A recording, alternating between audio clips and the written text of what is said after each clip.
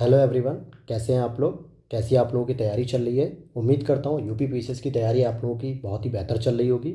और इसी कड़ी में आपकी तैयारी को और बेहतर करने के लिए हम लोग लेकर आए हैं आज दृष्टि आईएएस कोचिंग के यूपी पीसीएस प्रीलिम्स 2023 के लिए जो टेस्ट सीरीज कराई जा रही है उसी को हम लेकर आए हैं आपके लिए। इससे पहले हमने एक टेस्ट पेपर को कम्प्लीटली दो क्लास में किया था, पार्ट 1 और पार्ट 2। आप लोगों ने अगर वो नहीं देखा हो तो अभी तक वो प्लीज़ जाइएगा प्लेलिस्ट में, वहाँ पे देख लीजिएगा।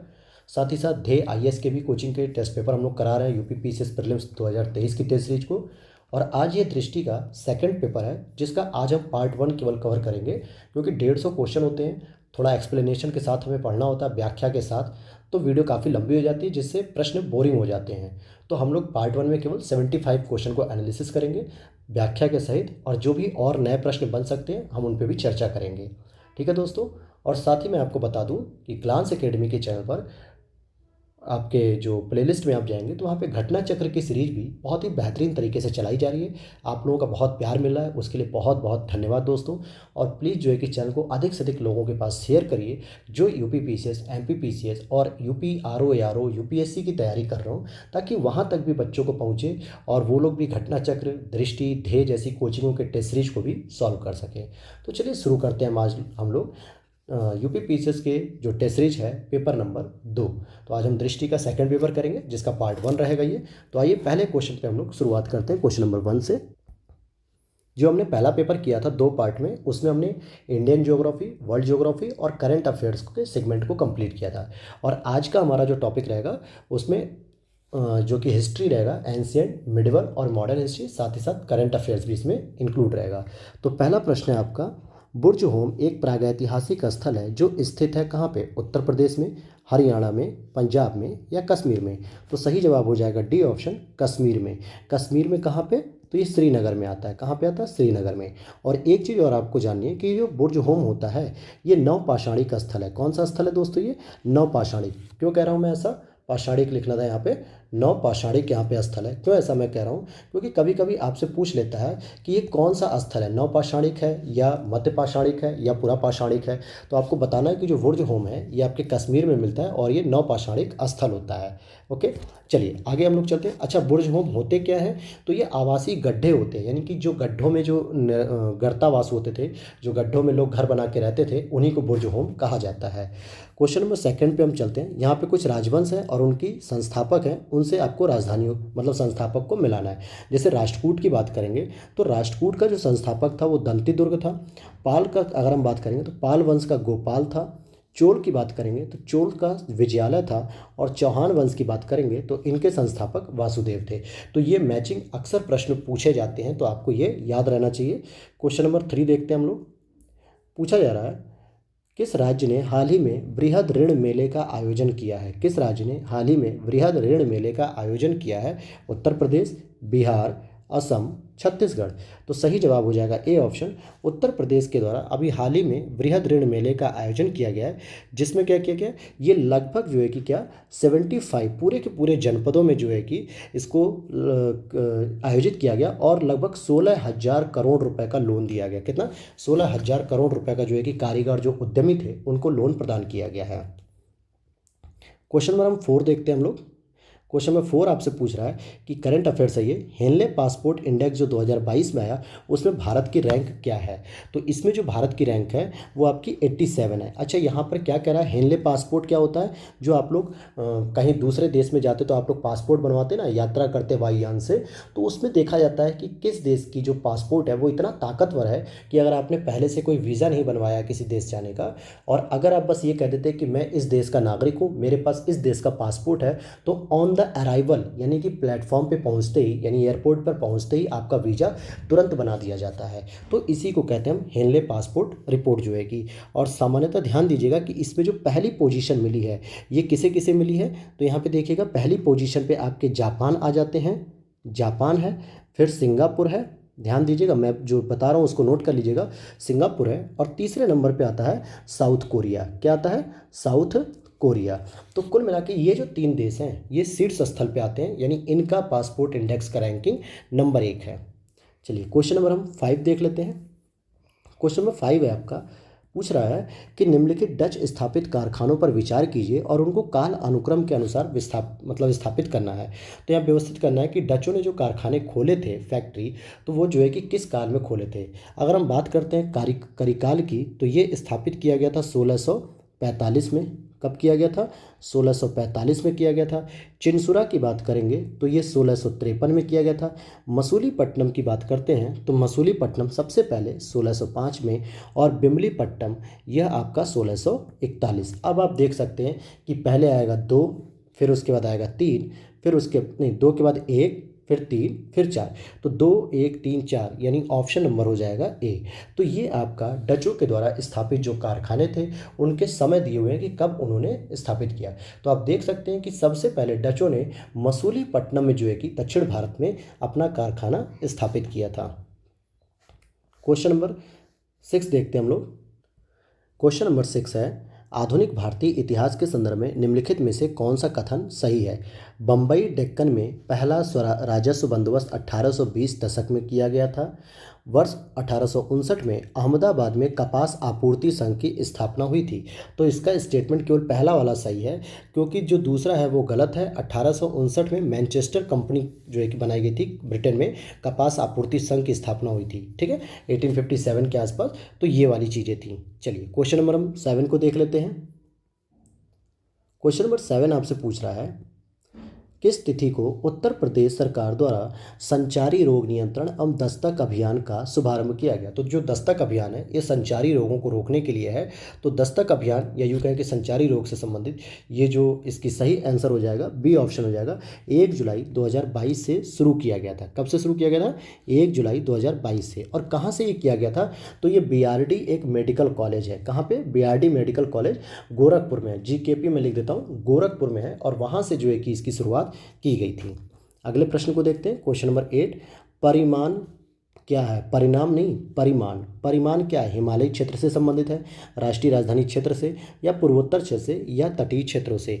तो सही जवाब हो जाएगा बी। ये एनसीआर जो रीजन होता है, नेशनल कैपिटल रीजन, एनसीआर अर्थात राष्ट्रीय राजधानी क्षेत्र से संबंधित है, जिसका अर्थ है विश्लेषणात्मक क्षेत्रीय सूचना और राष्ट्रीय राजधानी क्षेत्र के मानचित्रण के लिए एक पोर्टल है। यानी कि इसमें यह देखा जाएगा, एनसीआर का एक तरीके से मानचित्रण करने के लिए ये बनाया गया है। क्वेश्चन नंबर 9 देखेंगे हम। दार्शनिक विषयों से संबंधित बौद्ध ग्रंथ का नाम क्या है? ऐसे बौद्ध ग्रंथ, देखिए यहाँ पे त्रिपिटक आप देखेंगे, अभिधम्म पिटक, विनय पिटक, तीनों ही बौद्ध धर्म से संबंधित है। लेकिन यहाँ पर जो पूछा जा रहा है वो यह पूछा जा रहा है कि दार्शनिक विषय से संबंधित कौन सा ग्रंथ है, यानी कि जिसमें दर्शन की बात की गई, महात्मा बुद्ध के दार्शनिक विचारों की बात की गई है। तो ये अभिधम्म पिटक में इंक्लूडेड है, यानी कि सी ऑप्शन इसका सही हो जाएगा। और इसकी जो रचना थी दोस्तों, वो मोगली पुत्तिश्व ने की थी। किसने की थी? मोगली पुत्तिश्व ने की थी। ओके, तो इसकी रचना मोगली पुत्तिश्व ने की थी, ये आपको याद रहना चाहिए। वहीं अगर हम बात करेंगे कि विनय पिटक, विनय पिटक की जो रचना है वो उपाली ने की थी। किसने की थी? उपाली ने। और एक आता है इसमें सुत्त पिटक, जिसकी रचना आनंद ने की थी। तो चलिए आगे देख लेते हैं हम क्वेश्चन नंबर 10 को। अब यहाँ पे कुछ शासक है और उनके साम्राज्य की बात कर रहा है कि देवपाल के साम्राज्य समय थे, दंती दुर्ग, भोज और पृथ्वीराज तृतीय। तो पृथ्वीराज तृतीय, जिसको आपने सुना है कि गौरी के साथ तराइन का युद्ध किया गया, तो ये चौहान वंश से संबंधित थे, तो यहाँ पे मिल जाएंगे। दंती दुर्ग जो कि राष्ट्रकूट के संस्थापक भी थे, तो ये यहाँ पर आ जाएंगे। देवपाल, गोपाल, धर्मपाल, ये तीनों ही पाल वंश से संबंधित है, तो ये पाल से संबंधित हो गए। और भोज, राजा भोज जो कि प्रतिहार वंश से संबंधित हैं, तो यहाँ पर ये मैचिंग हो गई। तो आप देख सकते हैं कि कितना आसानी से इसको मिला लिया गया। और अगर आपको कोई भी एक पता होगा तो आप इजीली कर लेंगे, तो इसका कूट जो है कि बना लेंगे। क्वेश्चन नंबर 11 देखते हैं हम लोग। लहुरा देव, लहुरा देव का प्राचीन स्थल उत्तर प्रदेश के किस जिले में स्थित है? तो लहुरा देव का प्राचीन स्थल कहाँ पे है? ये संत कबीर नगर में। कहाँ पे? संत कबीर नगर जिले में स्थित है। और यहाँ पर जो है कि प्रमाण जो मिले थे वो चावल की खेती के मिले हैं। किसके मिले हैं? कि चावल की खेती के यहाँ पे प्रमाण हमें देखने को मिलते हैं। क्वेश्चन नंबर 12 की बात करेंगे। मोहम्मद बिन कासिम व मोहम्मद बिन तुगलक के शासनकाल का निम्नलिखित घटनाओं पर विचार कीजिए और उनको काल अनुक्रम में व्यवस्थित कीजिए। ये बहुत ही इंपॉर्टेंट प्रश्न है जो है कि देखिए, राजधानी का स्थानांतरण, वो पहले हम देखते हैं द्वाब में जो कर वृद्धि की गई थी, ये की गई थी 1326 में। उसके बाद वो क्या करता है?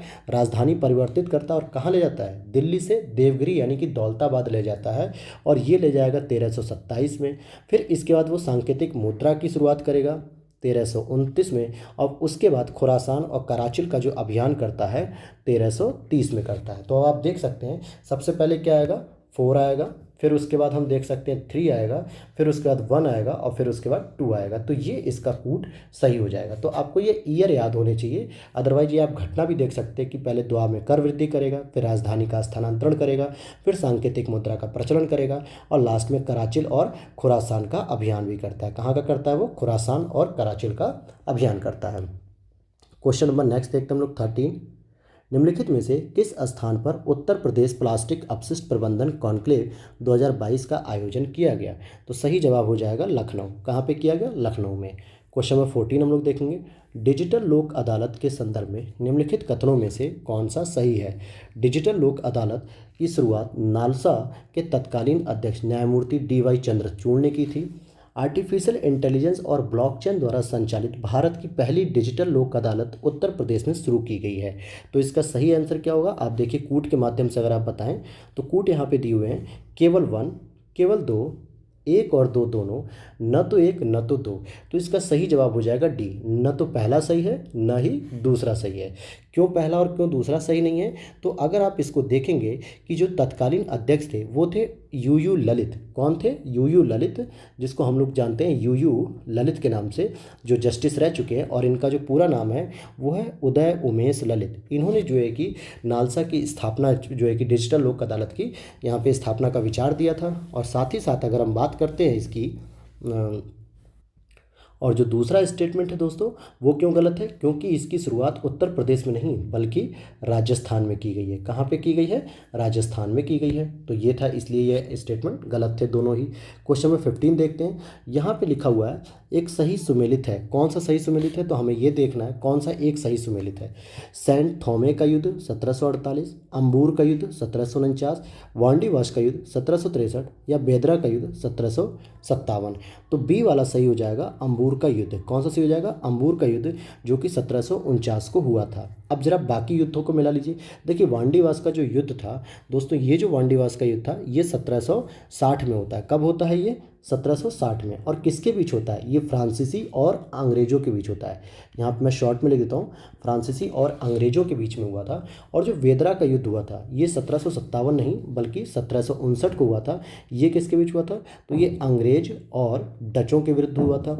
और सेंट थॉमे का जो युद्ध था, सेंट थॉमे का जो युद्ध था ये एक तरीके से जो है कि 1748 में नहीं हुआ था, क्योंकि 1748 में पहला कर्नाटक वॉर समाप्त हो रहा होता है। क्या होता है, पहला कर्नाटक वॉर। लेकिन ध्यान दीजिएगा सेंट थॉमे को ही हम प्रथम कर्नाटक वॉर के नाम से जानते हैं दोस्तों, और ये 1740 में शुरू हुआ था। तो पहला जो कर्नाटक युद्ध हम लोग पढ़ते हैं जो अंग्रेज और किसके बीच हुआ था, बताइए आप लोग, फ्रांसीसियों के बीच हुआ था। तो ये था आपका 1740 में स्टार्ट हुआ था, और इसी को हम सेंट थॉमे का युद्ध भी कहते हैं। क्वेश्चन नंबर नेक्स्ट देखते हैं हम लोग 16 पे। अगला प्रश्न है सहायक संधि से संबंधित। तो सहायक संधि के संदर्भ में निम्नलिखित में से कौन सा कथन सही है? लॉर्ड वेलेस्ली ने सहायक संधि प्रणाली की शुरुआत की। हैदराबाद का निजाम सबसे पहले अंग्रेजों के साथ सहायक संधि में शामिल हुआ। तो यहाँ पे केवल एक सही है, या केवल 2, या 1 और 2 दोनों, न तो 1 न तो 2। तो इसका सही स्टेटमेंट हो जाएगा बी, कि 1 और 2 दोनों ही सही है। लॉर्ड वेलेस्ली ने सहायक संधि प्रणाली की शुरुआत की थी, और साथ ही साथ हैदराबाद का जो निजाम था यही सबसे पहले अंग्रेजों के साथ सहायक संधि की शुरुआत करता है। अच्छा, लॉर्ड वेलेस्ली ने इसकी शुरुआत कब की थी, तो 1798 में शुरू की थी। वैसे तो आप देखेंगे कि डुप्ले ने भी जो है कि सहायक संधि के ऊपर फोकस किया था, लेकिन यहाँ पे लॉर्ड वेलेस्ली को जो है कि माना जा सकता है कि इन्होंने इसकी शुरुआत की थी। आगे देख लेते हैं हम क्वेश्चन नंबर 17 को। उत्तर प्रदेश के अंडर 19 बैडमिंटन टूर्नामेंट में पुरुष एकल वर्ग में निम्नलिखित में से कौन विजेता हुआ? हर्षित तोमर, कपिल चौधरी, प्रतीक श्रीवास्तव, या नीर नेहवाल। तो सही जवाब हो जाएगा डी, नीर नेहवाल इसमें अंडर 19 बैडमिंटन टूर्नामेंट में पुरुष एकल वर्ग में विजेता घोषित हुए हैं। क्वेश्चन नंबर 18 है। 18 आप देखेंगे, हाल ही में डॉक्टर इनामुल हक का निधन हुआ है, वह किस विभाग से संबंधित थे, मतलब किस देश से? भारत से, मिस्र से, बांग्लादेश से, या अमेरिका से। तो सही जवाब हो जाएगा बी। ये जो इनामुल हक हैं, या यूँ कहें कि जो हक टाइटल है, ये जो वर्ड होता है सामान्यतः आपके बांग्लादेशियों का होता है।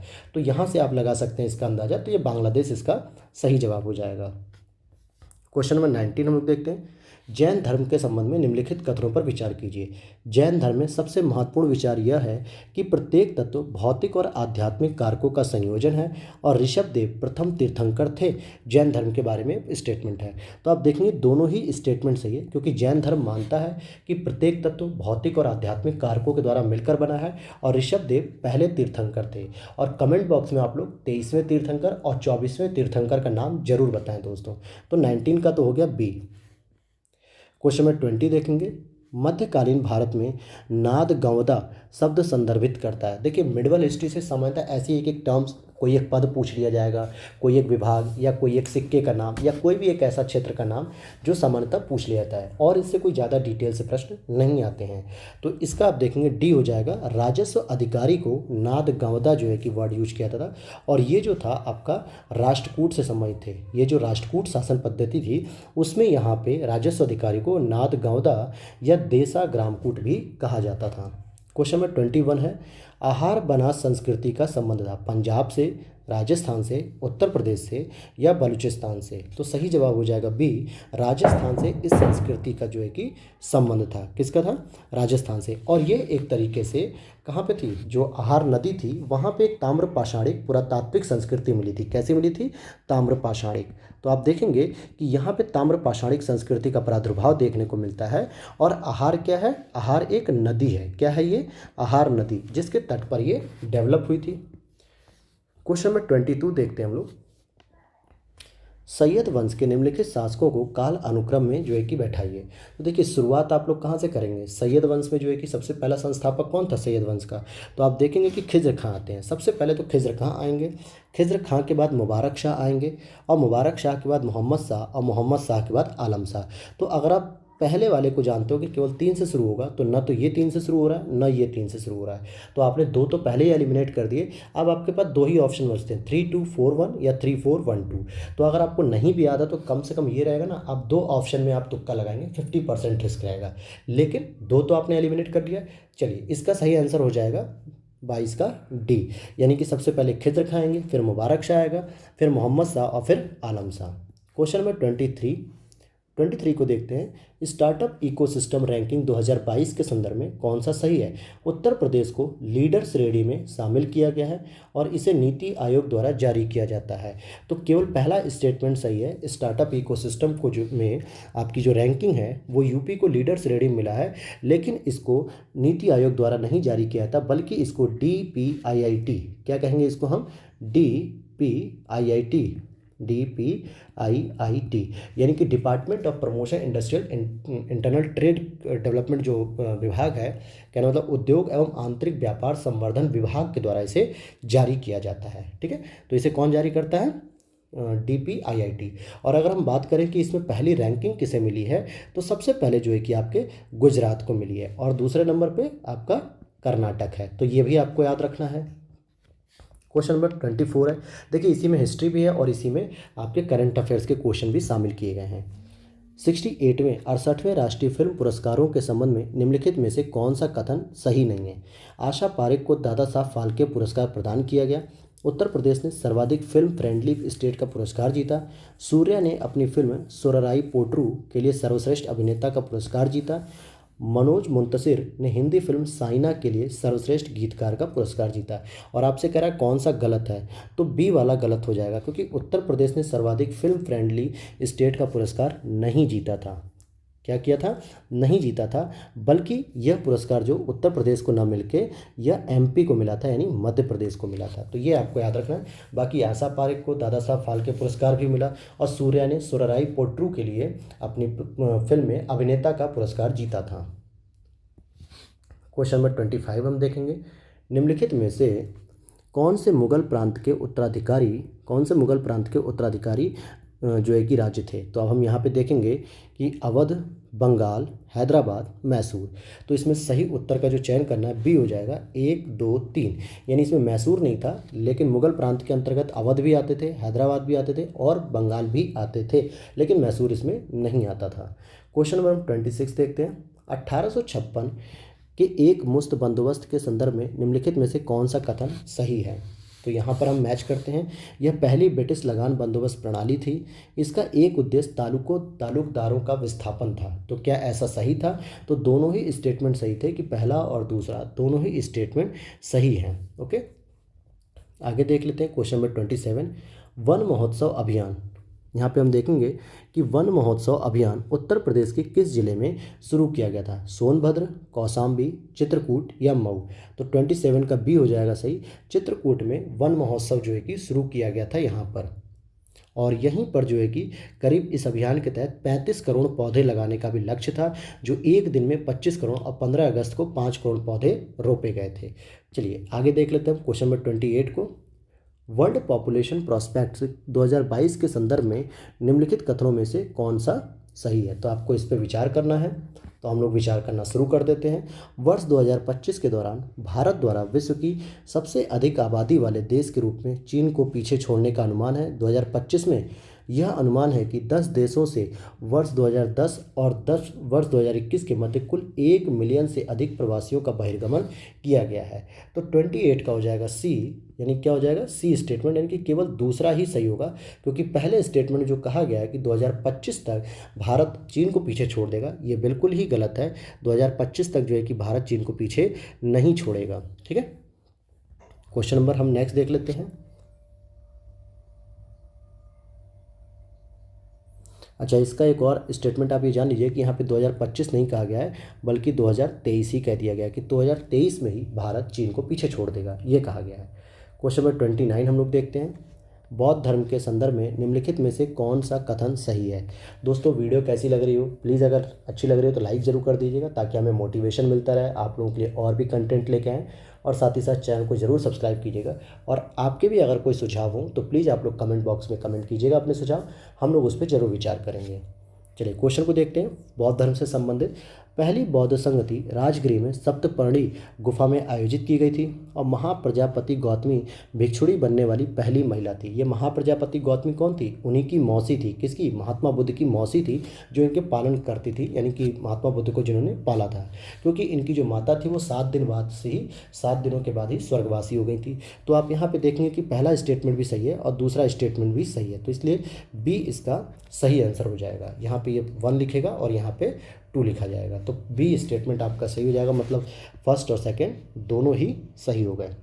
क्वेश्चन नंबर हम 30 देखते हैं। चोल साम्राज्य के बारे में पूछ रहा है। चोल साम्राज्य के संदर्भ में कौन सा कथन सही है? विजयालय चोल वंश का संस्थापक था, बिल्कुल सही है। गंगई कोंड चोल शब्द का अर्थ है वह राजा जिसने गंगा पर विजय प्राप्त की थी, तो यह स्टेटमेंट भी सही है। और 1 और 2 यानी कि फर्स्ट और सेकंड दोनों ही यहाँ पर सही हैं। तो चोल साम्राज्य की जो स्थापना थी वो तो विजयालय चोल ने की थी, लेकिन यहाँ का जो सबसे शासक जो प्रभावशाली था वो राजराज प्रथम और राजेंद्र प्रथम, ये दोनों ही सबसे ज़्यादा जो है कि शक्तिशाली यहाँ के शासक कहलाए थे। और राजेंद्र प्रथम ने यह उपाधि धारण की थी। किसने धारण की थी यह उपाधि?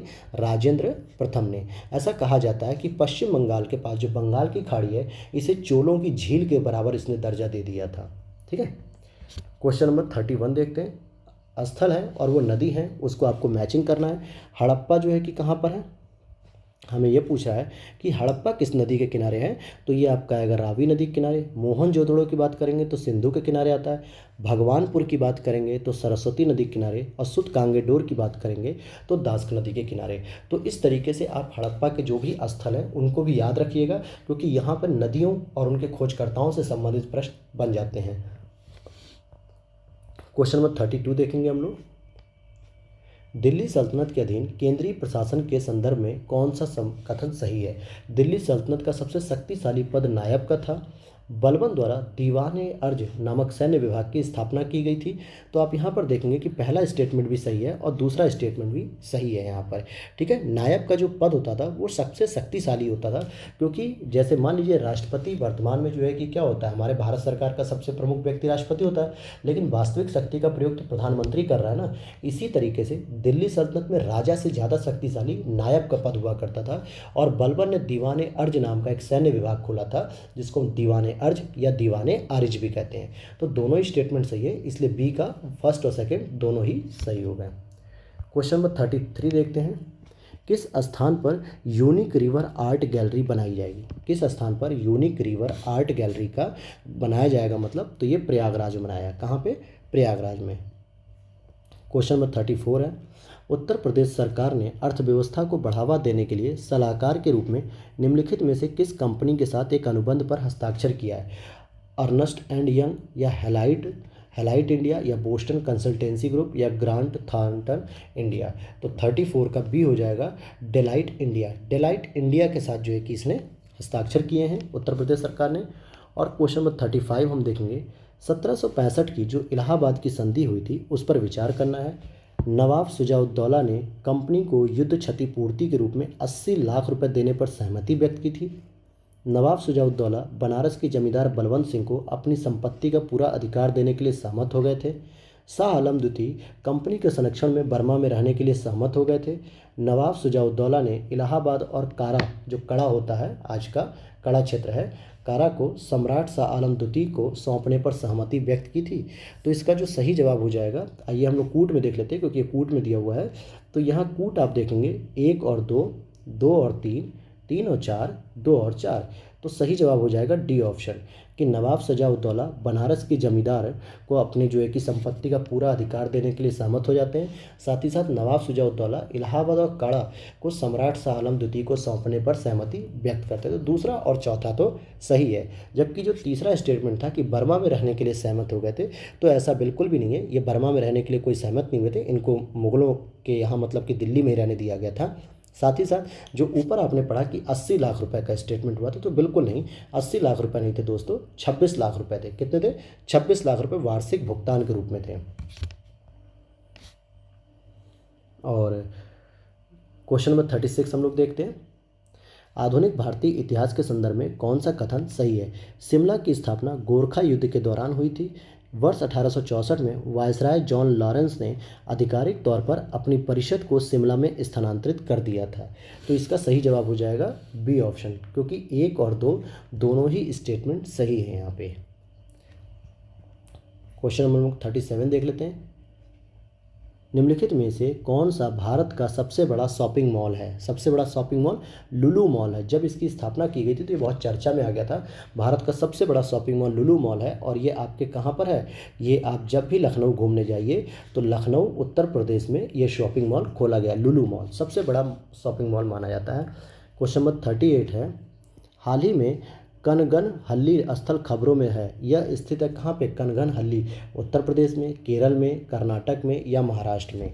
तो सही जवाब हो जाएगा बी, यह कर्नाटक में स्थित है। और ये क्या है? ये कर्नाटक के कलबुर्गी जिले में कनगनहल्ली है, यानी सन्नती स्थल का हिस्सा है। इसके बाद भीमा नदी के तट पे प्राचीन बौद्ध स्थल का संरक्षण करेगा। तो ये किससे सम्मिलित हो गया? ये बौद्ध धर्म से सम्मिलित एक स्थल हो गया। क्वेश्चन नंबर 39 देखते हैं, स्तूपों के संदर्भ में निम्नलिखित में से कौन सा सही है? इनकी उत्पत्ति एक साधारण अर्धगोलाकार टीले के रूप में हुई है, जिसे बाद में अंड कहा गया।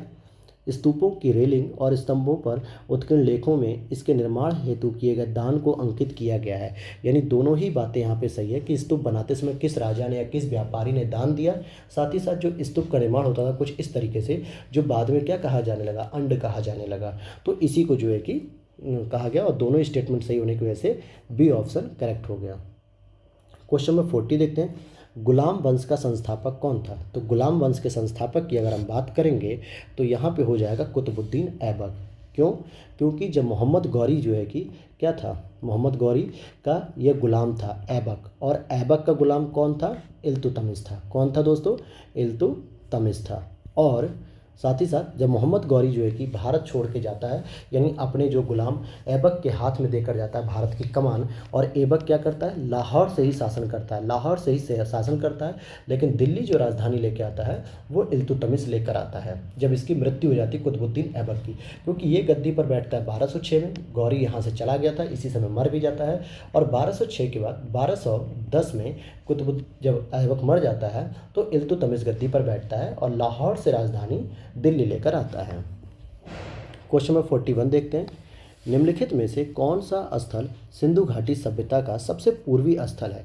तो ये हो जाएगा आपका आलमगीरपुर, जो कि यूपी में पाया जाता है और किस नदी के किनारे है अगर ये पूछा जाता है तो हिंडन नदी के किनारे। अब वर्तमान में अगर हम इसे देखें तो ये कहाँ मिलेगा हमें? मेरठ शहर में मिलेगा, मेरठ शहर।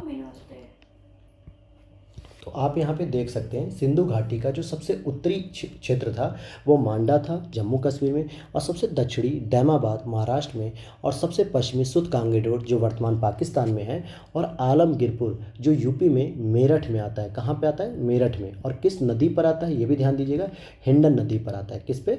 हिंडन नदी पे। और अगर हम बात करेंगे कि मांडा, सुतकांगेडोर और दैमाबाद तो ये किन नदियों पे थे ये भी आपको पता होना चाहिए। तो देखिए सुतकांगेडोर जो था वो तो आपके दास्क नदी पे था। किस पे था? दास्क नदी पर। और मांडा की बात करेंगे तो ये आपके चिनाब नदी पर था, और वहीं दैमाबाद की बात करेंगे तो ये गोदावरी नदी पे था। तो ये इसके उत्तरी, दक्षिणी, पूर्वी और पश्चिमी ये क्षेत्र थे जो जिन नदियों पे थे ये भी मैंने आपको बता दिया। क्वेश्चन नंबर 42 है, ज्वालामुखी मंदिर पुस्तकालय से सुल्तान फिरोज शाह तुगलक द्वारा लाए गए 1300 संस्कृत पांडुलिपियों का फारसी में अनुवाद किसने किया? तो इसका सही जवाब हो जाएगा अरीजुद्दीन खान ने। अरीजुद्दीन खान ने जो है कि इसको फारसी भाषा में जो है कि कन्वर्ट किया, या यूँ कहें कि इसको अनुवादित किया। क्वेश्चन नंबर 43 हम लोग देखेंगे, निम्नलिखित में से कौन सा डिवीज़न देश का पहला रेलवे डिवीज़न बन गया जहां संचालित मेल एक्सप्रेस ट्रेनों की अधिकतम गति 130 किलोमीटर प्रति घंटे तक पहुंच गई है? तो सही जवाब हो जाएगा इसका प्रयागराज डिवीज़न। कौन सा हो जाएगा? प्रयागराज डिवीज़न। क्वेश्चन नंबर हम लोग 44 देखेंगे, वैश्विक ऊर्जा पुरस्कार 2022 का प्राप्तकर्ता कौन है? अरविंद वालिया, अक्षय वेंकटेश, कौशिक राजशेखर या प्रशांत प्रजापति? तो इसका जो सही जवाब हो जाएगा वो हो जाएगा कौशिक राजशेखर है। इनको जो है कि वैश्विक ऊर्जा पुरस्कार 2022 प्राप्त हुआ है। क्वेश्चन नंबर 45 देखेंगे। देखिए इसी में दोस्तों ancient history, medieval history, modern history, current affair सभी को शामिल किया गया है, और 150 क्वेश्चन जो है कि बहुत ही बेहतरीन तरीके से दिए जा रहे हैं। फिर हम लोग इसके बाद इसमें फुल टेस्ट भी करेंगे दृष्टि के। अभी तो सब्जेक्ट वाइज हो रहे हैं, फिर हम फुल टेस्ट भी करेंगे, साथ ही साथ ध्येय IAS के कोचिंग के भी कर रहे हैं, और लास्ट में जाते जाते हम 1 से 2 कोचिंग के मॉडल पेपर और आपको कराएंगे जो आपकी तैयारी को और भी बेहतर बना दे, जैसे GS वर्ल्ड हो गया, इन सब के भी हम लोग करेंगे। चलिए क्वेश्चन को देखते हैं हम लोग। 45, निम्नलिखित घटनाओं पर विचार कीजिए तथा उनको काल क्रम अनुसार व्यवस्थित करिए। तो पहले तो आपको सभी घटनाएं पता होनी चाहिए, अगर आपको याद होंगी तभी आप कर पाएंगे। तो अगर आप देखेंगे सूरत की संधि हुई थी आपकी 1775 में, जो पहला आंग्ल मराठा युद्ध जब शुरू हुआ था तो जाके सूरत की संधि वहीं पे होती है। वहीं अगर आप देखेंगे सालबाई की संधि तो ये 1782 में हुई थी। और फिर अगर आप देखेंगे पुरंदर की संधि और बेसिन की संधि, तो बेसिन की संधि हुई थी आपकी 1802 में, और पुरंदर की संधि को अगर आप देखना चाहेंगे तो ये हुई थी 1776 में। अब आप क्रम के अनुसार आराम से बैठा लीजिए, 1 2 3 4।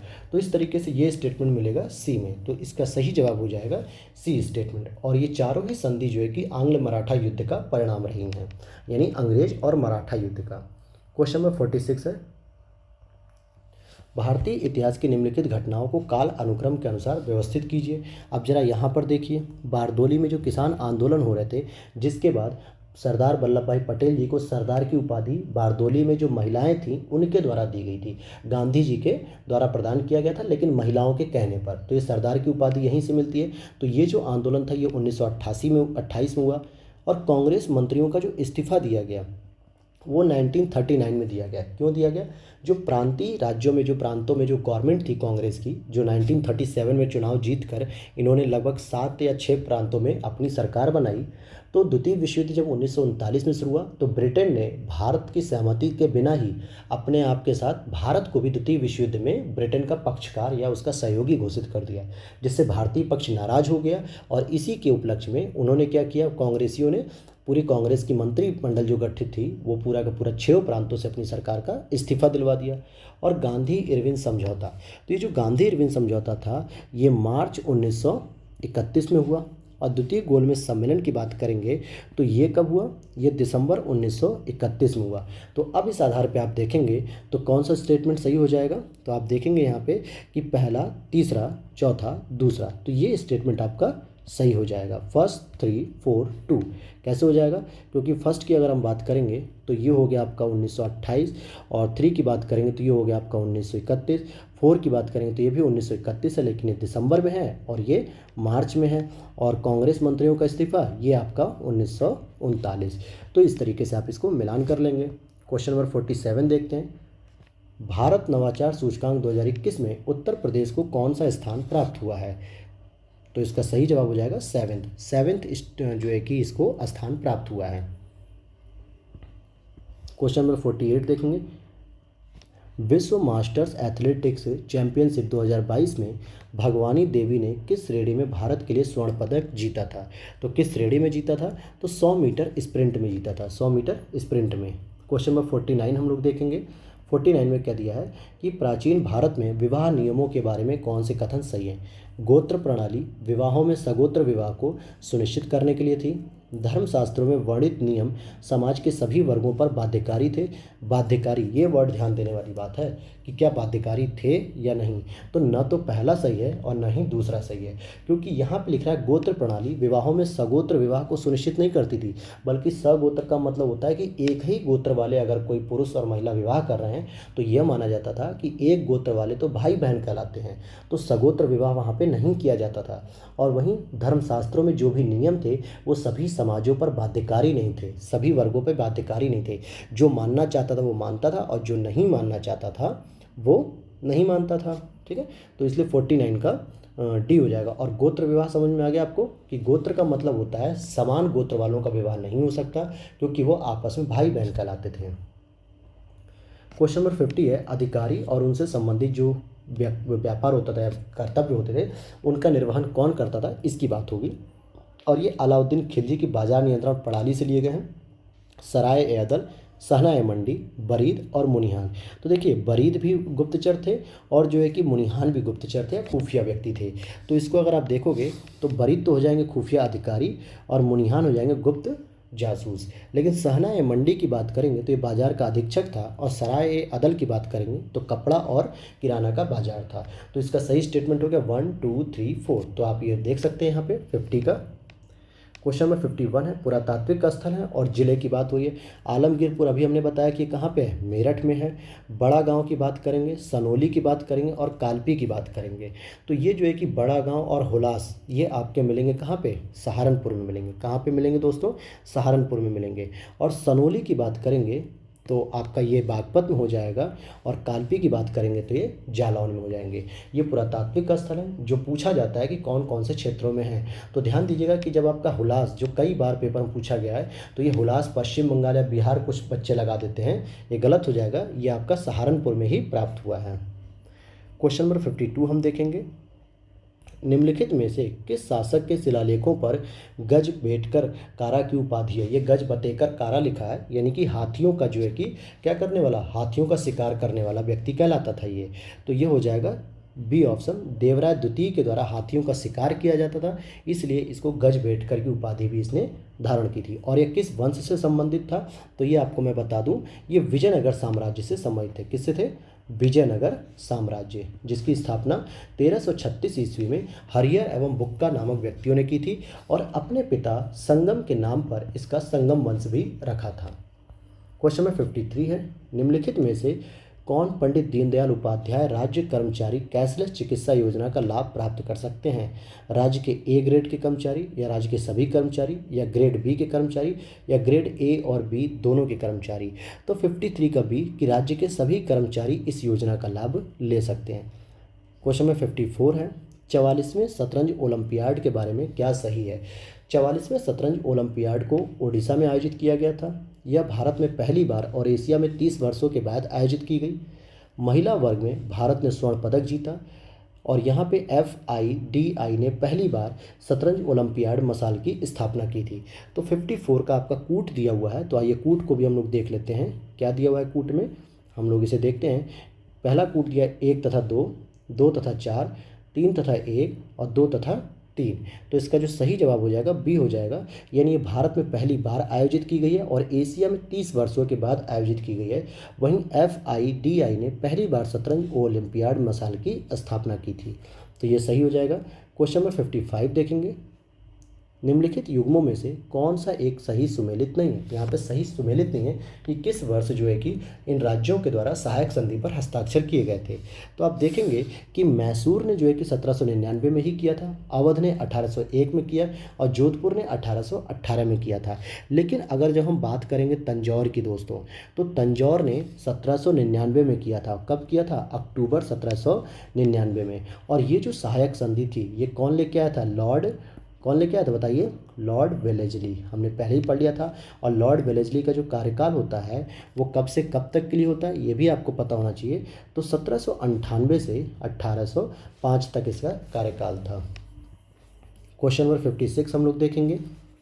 मालाबार विद्रोह के संदर्भ में निम्नलिखित में से कौन सा कथन सही है?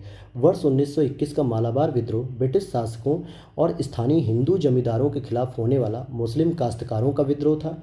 मालाबार विद्रोह को धार्मिक विद्रोह के रूप में भी वर्णित किया जाता है, अर्थात सांप्रदायिक रंग दिया गया था। तो आप यहाँ पे अब देखेंगे कि कौन सा सही होगा कौन सा नहीं। तो अब यहाँ पर देखिए कि केवल इसका पहला स्टेटमेंट ही सही है कि ये बात सही है कि मुस्लिम काश्तकारों के द्वारा यह विद्रोह किया गया था, ब्रिटिश शासक और हिंदू जमींदारों के खिलाफ किया गया था। लेकिन ध्यान दीजिएगा ये धार्मिक आंदोलन नहीं था, धार्मिक विद्रोह नहीं था, बल्कि इसको जानबूझ के आगे चल के सांप्रदायिक रंग दे दिया गया। किस रूप में? कि हिंदू जमींदार हैं, मुस्लिम कारीगर हैं यानी काश्तकार, तो हिंदू मुस्लिम का रंग दिया गया था, न कि धार्मिक। ठीक है। क्वेश्चन नंबर 57 है। पाइवॉट यानी कि PIVOT के संदर्भ में निम्नलिखित कथन पर विचार कीजिए। यह भारतीय प्रौद्योगिकी संस्थान दिल्ली की एक पहल है, यानी कि IIT दिल्ली की यह पहल है। यह किसी व्यक्ति में कैंसर उत्पन्न करने वाले जीन की भविष्यवाणी भी कर सकता है। तो सी स्टेटमेंट तो सही हो जाएगा इसका, मतलब सी आंसर होगा कि स्टेटमेंट नंबर सेकंड तो सही है। लेकिन ये जो है कि IIT मद्रास के द्वारा डेवलप किया गया, न कि दिल्ली के द्वारा। तो ये IIT मद्रास ने इसको डेवलप किया, दिल्ली ने नहीं। और ये कैंसर से संबंधित जो है कि थेरेपी पे काम करता है। क्वेश्चन नंबर 58 है। भारत का पहला अंतर्राष्ट्रीय बुलियन एक्सचेंज किसने लॉन्च किया? निर्मला सीतारमण, नरेंद्र मोदी, राजनाथ सिंह और आचार्य देवव्रत। तो सही हो जाएगा नरेंद्र मोदी जी ने। और इसको जो है कि कहाँ पे लॉन्च किया गया था? ये गुजरात में लॉन्च किया गया था। कहाँ पे? गुजरात के अहमदाबाद में लॉन्च किया गया था। तो वहाँ पर जो है कि इसको लॉन्च किया गया, याद रख लीजिएगा। क्वेश्चन नंबर 59 है। क्वेश्चन में हम लोग 59 को देखते हैं। बौद्ध और जैन ग्रंथों में निम्नलिखित में से किन महाजनपदों का उल्लेख मिलता है? तो आपने पढ़ा होगा कि जो बौद्ध ग्रंथ थे और जैन ग्रंथ थे उन दोनों में ही जो है कि 16 महाजनपदों का जो है कि क्या मिलता है? लिस्ट मिलती है, जिसमें आप देखोगे अंगुत्तर निकाय वगैरह आते हैं और भगवती सूत्र में इन सभी में 16 महाजनपदों की चर्चा होती है। तो 16 महाजनपद में क्या होंगे बताइए? 16 महाजनपद में तो सभी आ जाएंगे कि नहीं आएंगे? अब यहाँ पे आप गलत कर जाएंगे। मल्ल, सूरसेन और कंबोज थे। तक्षशिला तो कोई जो है कि था ही नहीं। तक्षशिला तो केवल गांधार की राजधानी थी और गांधार जो है कि महाजनपद था, न कि तक्षशिला। इसलिए डी ऑप्शन सही हो जाएगा। 2 3 4, 2 3 4। क्वेश्चन नंबर 60 हम देखते हैं।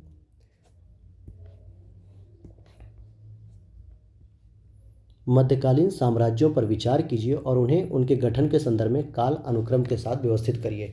तो सबसे पहले कौन आते हैं? मामलुक वंश आते हैं, क्योंकि ये गुलाम वंश कहलाते थे। उसके बाद इनको हटाने के बाद खिलजी वंश आता है सेकंड नंबर पे। फिर खिलजियों को हटाने के बाद तुगलक वंश आएगा और फिर सैयद वंश आएगा। सही बताया मैंने? बिल्कुल सही है। चलिए, मामलुक वंश की अगर हम बात करेंगे तो 1206 में जब कुतुबुद्दीन ऐबक गद्दी पर बैठता है और 1290 तक ये वंश चलता है, जो कि कैमूर या कैखुसरो, जो कि बलबन का आखिरी बेटा था। इसके बाद कौन आता है? गियासुद्दीन या जलालुद्दीन? तो जलालुद्दीन खिलजी आता है और जलालुद्दीन खिलजी 1290 में स्थापना करता है। फिर अलाउद्दीन खिलजी, मुबारक शाह खिलजी, ये लोग मिलके 1320 तक शासन करते हैं। फिर 1320 के बाद कौन आता है दोस्तों? तो 1320 से लेकर 1414 तक, जो कि सबसे लंबा शासनकाल इन्होंने किया, लगभग 96 वर्षों का तुगलकों ने किया। और फिर उसके बाद 1414 से लेके 1451 तक, यहाँ तक जो है कि सैयद का शासनकाल रहा था। तो इसका संस्थापक कौन था? खिज्र खां था। तो इस तरीके से आप इसका कूट देख सकते हैं कि सबसे पहले कौन आएगा? मामलुक आएंगे, फिर खिलजी आएंगे, फिर तुगलक आएंगे, फिर सैयद आएंगे। तो ये इसका सही उत्तर हो जाएगा। सही उत्तर क्या हो जाएगा? बी हो जाएगा, यानी कि फर्स्ट, सेकेंड, फोर और थर्ड। क्वेश्चन नंबर 61 है। सिंधु घाटी सभ्यता के बारे में सही कथनों की पहचान कीजिए। चन्हूदड़ों की खोज एनजी मजूमदार ने की थी। रंगपुर पंजाब में स्थित है। मोहनजोदड़ो की व्याख्या मृतकों के टीले के रूप में की जाती है और राखी गढ़ी स्थल की खोज 1969 में की गई थी। तो आइए इसके हम कूट को देख लेते हैं। पहले 61 का कूट है। पहला ऑप्शन दिया 1 और 3, सी में दिया है 2 और 4, बी में दिया 3 और 4 और डी में दिया है 1 3 4। तो सही ऑप्शन हो जाएगा इसका डी। क्यों कह रहा हूँ मैं? क्योंकि दूसरा जो है कि गलत हो जाएगा, क्योंकि रंगपुर जो है कि पंजाब में नहीं है, बल्कि ये कहाँ पे पड़ता है? ये गुजरात में पड़ता है। और ये किस नदी पर आता है? ये मादर नाम की एक नदी है, तो वहाँ पे रंगपुर पड़ता है। तो ये ध्यान देने वाली बात है कि रंगपुर मादर नदी पर है और ये पंजाब में नहीं बल्कि गुजरात में है। बाकी सभी स्टेटमेंट सही हैं। क्वेश्चन नंबर 62 देखते हैं हम लोग। इसमें अभिकथन किया है कि अलाउद्दीन खिलजी ने अपनी अवधि के दौरान कई बाजार सुधार प्रस्ताव किए थे। बिल्कुल 7 प्रकार के इसने दिए थे। कितने प्रकार के? 7 प्रकार के, जिन्हें हम क्या कहते हैं? जवाबित कहते हैं। यानी कि जो सरकारी कानून थे उन्हें हम जवाबित वर्ड बोलते हैं। और दूसरा स्टेटमेंट क्या दिया है कि उसने बड़ी स्थायी सेना बनाए रखने की आवश्यकता थी उसे।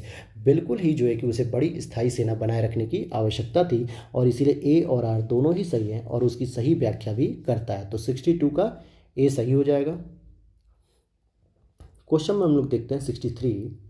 हाल ही में उत्तर प्रदेश सरकार ने मतलब निम्नलिखित में से आर्थिक लक्ष्यों को प्राप्त करने के लिए निर्यात को बढ़ावा दे रही है। तो कितने मतलब मार्केट पहुंचाना चाहती है? तो अगर हम देखें कि उत्तर प्रदेश की अर्थव्यवस्था को वो $1 ट्रिलियन की इकॉनमी बनाना चाहते हैं। अच्छा, मैं आपसे पूछूं एक प्रश्न, आप लोग कमेंट बॉक्स में इसका जवाब जरूर दीजिएगा कि भारत का कौन सा ऐसा राज्य है जिसने 1 ट्रिलियन इकॉनमी को क्रॉस कर लिया है? वो भारत का एकमात्र और पहला राज्य है। तो वो आप लोग कमेंट बॉक्स में उत्तर दीजिएगा। और यूपी ने भी जो है कि टारगेट रखा है कि हम भी जो है कि जल्दी ही $1 ट्रिलियन की इकॉनमी बना लेंगे। अगला प्रश्न है 64। किस मंत्रालय ने गोवा में उज्ज्वल भारत उज्ज्वल भविष्य उत्सव का आयोजन किया? तो किस मंत्रालय के द्वारा किया गया है? तो ये ऊर्जा मंत्रालय के द्वारा किया गया है। कहाँ पे आयोजित किया गया? गोवा में। क्वेश्चन नंबर 65 है। क्वेश्चन नंबर 65 है, निम्नलिखित में से कौन सी पुस्तक बंकिम चंद्र चट्टोपाध्याय द्वारा लिखी गई है? तो ये आनंद मठ लिखी गई है। कौन सी लिखी गई है दोस्तों? आनंद मठ लिखी गई है। और इसी का जो टाइटल था, यानी इसमें जो चर्चा की गई है, वो सन्यासी विद्रोह की गई है। किसकी विद्रोह की गई है? सन्यासी विद्रोह की। और सन्यासी विद्रोह कब से कब तक हुआ था? 1763 से लेकर 1800 तक हुआ था। चलिए आगे देख लेते हैं हम। इसी में और भी अगर चीज़ आप देखेंगे कि बंकिम चंद्र चटर्जी ने ही एक देवी चौधरानी नाम से भी एक उपन्यास लिखा था। किस नाम से लिखा था? देवी चौधरानी के नाम से लिखा था। और हिंद स्वराज की बात करेंगे तो ये महात्मा गांधी की पुस्तक है। और अनहैप्पी इंडिया, और अगर हम बात करेंगे अनहैप्पी इंडिया की, तो ये लाला लाजपत राय जी की पुस्तक है। क्वेश्चन नंबर 66 देखते हैं हम लोग। राजा राममोहन राय जी के बारे में जो कथन सही है उस पर आपको विचार करना है। वह भारतीय वैदिक विचारों से बहुत प्रभावित हैं। इनकी पहली प्रकाशित कृति तो जो थी जीवन चरित थी। और इन्होंने महिलाओं की मुक्ति की दिशा में कार्य किया।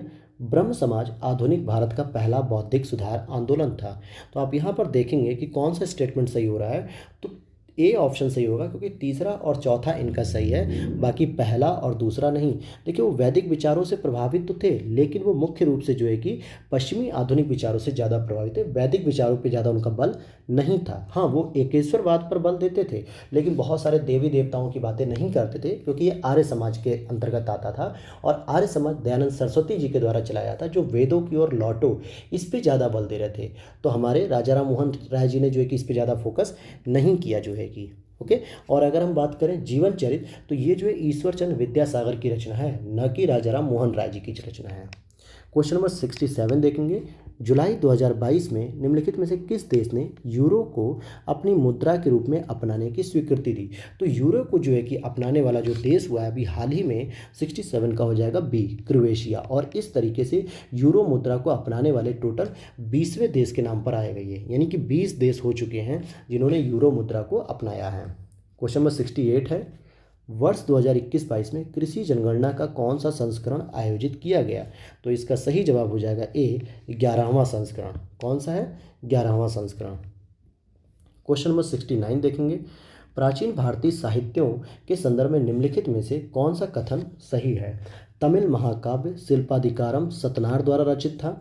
पुराणों में केवल सृष्टि की रचना और सृष्टि की प्रक्रिया में सम्मिलित देवताओं के बारे में ही वर्णन मिलता है। तो न तो पहला स्टेटमेंट सही है, न ही दूसरा। क्योंकि देखेंगे अगर आप अगर आप देखेंगे कि तमिल महाकाव्य जो शिल्पाधिकारम था, इसकी रचना जो है सतला सतलान ने नहीं बल्कि इलांगो आदिकाल ने की थी। किसने की थी, ये ध्यान दीजिएगा, मैं नाम लिख रहा हूँ, इलांगो आदिकाल। इन्होंने जो है कि शिल्पाधिकारम की रचना की थी। ओके, ये चीज़ ध्यान दीजिएगा। और वहीं अगर जो इसमें पूछा जा रहा है कि क्या पुराणों में ही केवल सृष्टि की रचना और सृष्टि की प्रक्रिया की बात की गई थी, तो ऐसा नहीं है, और भी देवता थे जो सृष्टि की रचना और सृष्टि की प्रक्रिया के अलावा भी कर्तव्य को दिखाते थे। क्वेश्चन नंबर 70 है, निम्नलिखित में से किस शासक के द्वारा गुलरुखी उपनाम से कविता लिखी जाती थी या अपनाया था? तो इसका सही जवाब हो जाएगा डी, सिकंदर लोदी। सिकंदर लोदी के द्वारा गुलरुखी नाम की कविताएं लिखी जाती थी और इसने भूमि नापने के लिए एक नया पैमाना बताया था जिसको गज ए सिकंदरी, क्या कहा जाता था, गज ए सिकंदरी। और साथ ही साथ इसने 1504 में आगरा नगर की स्थापना की। किसकी, आगरा। और फिर ये आगे क्या करता है, दिल्ली से राजधानी यहाँ उठाकर लाता है। कहाँ पे, आगरा में। तो आगरा की स्थापना भी इन्होंने ही की थी। तो याद रखिएगा, सिकंदर लोदी जो कि गुलरुखी नाम की कविताएं लिखते हैं, साथ ही साथ गज सिकंदरी जो है कि भूमि नाप की एक पैमाइश थी, और आगरा की स्थापना 1504 में करते हैं और वहाँ पे राजधानी की स्थापना करते हैं।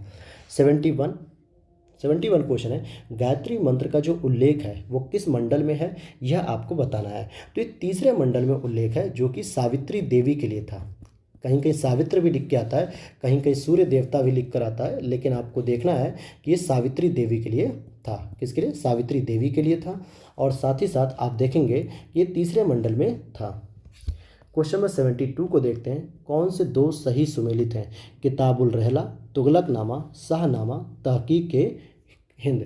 अब इसके जो आगे लेखक दे रखा है तो आप देखेंगे इब्न बतूता जो कि एक मोरक्को यात्री था। कहाँ का था, मोरक्को यात्री। और यह MBT यानी मोहम्मद बिन तुगलक के शासनकाल में आया था और इसको दिल्ली का काजी भी नियुक्त किया गया था। साथ ही साथ इसे चीन भेजा गया था दूत के रूप में। तो पहला तो बिल्कुल सही है, किताबुल हिंद की रचना इसी ने की है, तो ये तो बिल्कुल ही सही है। और दूसरा शाहनामा की बात करेंगे तो ये फिरदौसी ने की थी, और ये जो फिरदौसी, उतबी, ये सब महमूद गजनी के साथ आए थे भारत, तो ये भी सही है। तो 1 और 3 सही होने के साथ साथ हम कहेंगे 72 का ए सही है। अब बात आती है तुगलकनामा लिखी किसने थी, तो ये लिखते हैं अमीर खुसरो साहब। कौन लिखते हैं, अमीर खुसरो साहब लिखते हैं। और तहकीक हिंद की बात करेंगे तो ये अलबर्नी के द्वारा लिखी गई थी। किसके द्वारा, अलबर्नी के द्वारा, जो महमूद गजनवी के साथ भारत आए थे। अलबर्नी, फिरदौसी, उतबी, ये लोग जो है कि आए थे महमूद गजनवी के साथ। जबकि अमीर खुसरो का जन्म हमारे यूपी के एटा जिले में हुआ था और इन्होंने तुगलकनामा पुस्तक लिखी थी। क्वेश्चन नंबर हम 73 देखते हैं, हाल ही में उत्तर प्रदेश सरकार ने बुंदेलखंड क्षेत्र में कितने किलों को विकसित करने के लिए एक कार्य योजना तैयार करने का निर्णय लिया है। तो सही जवाब हो जाएगा डी, 31 किले। वहाँ पे जो 31 ऐतिहासिक प्राचीन किले हैं उनको डेवलप करने के लिए निर्णय लिया गया है। क्वेश्चन नंबर 74 है, भारत के नवनिर्वाचित राष्ट्रपति के बारे में कौन सा कथन सही है। ये वैसे तो पॉलिटी का भी क्वेश्चन बन सकता है, लेकिन यहाँ पे करंट अफेयर्स का टॉपिक है, इसलिए यहाँ पे इसको दिया गया है। श्रीमती द्रौपदी मुर्मू को भारत के 14वें राष्ट्रपति और पहले आदिवासी राष्ट्रपति के रूप में चुना गया है। दूसरा, उन्होंने विपक्षी उम्मीदवार श्री यशवंत सिन्हा को कुल मतों का 64.03% जीतकर हरा दिया। तो आप देखेंगे यहाँ पर कि कौन सा स्टेटमेंट सही है कौन सा नहीं, तो केवल दूसरा स्टेटमेंट सही है, केवल दूसरा स्टेटमेंट सही है, पहला गलत, क्योंकि ये 14वें नंबर की राष्ट्रपति नहीं है बल्कि ये 15वें नंबर की राष्ट्रपति हैं। कितने नंबर की, 15वें। लेकिन हाँ, 14वें नंबर की अगर हम बात करेंगे तो ये उपराष्ट्रपति हैं इस समय जो आपके मौजूद हैं वर्तमान में, जगदीप धनखड़। कौन है दोस्तों, जगदीप धनखड़। ये जो है कि 14वें नंबर के उपराष्ट्रपति हैं। लेकिन राष्ट्रपति की बात करेंगे तो द्रौपदी मुर्मू जो है कि 15वें नंबर की हैं। तो इसलिए पहला स्टेटमेंट यहाँ पे गलत हो जाता है। ठीक है, क्वेश्चन नंबर 75, और ये हमारा लास्ट प्रश्न रहेगा आज के सेशन का। इसके बाद हम लोग सेकंड सेशन जो करेंगे पार्ट 2, वो नेक्स्ट डे जो है कि कल आएगा। और आप लोग लगातार जो है कि वीडियो को देखिए ताकि आप लोगों को समझ में आए कि तैयारी और कैसे बेहतर करनी है, और कमेंट बॉक्स में बताइएगा जो भी आपके सुझाव होंगे। चलिए लास्ट प्रश्न देखते हैं आज का। क्वेश्चन नंबर 75 है, आदिवासी विद्रोह हैं, विप्लव और उनके वर्ष। तो कोल विद्रोह हैं, खरवार विद्रोह, संथाल विद्रोह और चुआर विद्रोह। तो ये आपके प्रश्न बहुत बार पूछे जाते हैं, तो इसे आपको सही से मिलान करना है यहाँ पे। तो 75 को हम देखते हैं, कि जो कोल विद्रोह है वो तो हुआ था 1831 में, खरवार विद्रोह 1870 में, संथाल विद्रोह 1855 में और चुआर विद्रोह 1776 में। तो इस तरीके से आप देखोगे ए ऑप्शन ही इसका सही हो जाएगा, 1 3 2 4। तो ये थे दोस्तों, आज हम लोगों ने दृष्टि का जो है कि पार्ट 1 कंप्लीट कर लिया है और पार्ट 2 आपका कल की क्लास में आएगा। और आप लोग ढे आईएएस की भी कोचिंग के जो टेस्ट सीरीज चैनल पे डाली जा रही है, कराई जा रही है, आप लोग उसे ज़रूर देखिएगा, आपको बहुत लाभ मिलेगा। मिलते हैं नेक्स्ट वीडियो में। Thanks for watching.